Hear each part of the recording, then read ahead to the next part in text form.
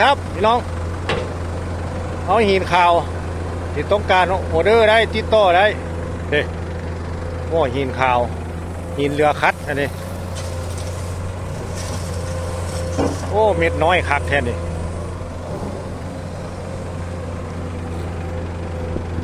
เม็ดน้อยเม็ดใหญ่มีหมดต้องการติดต่อ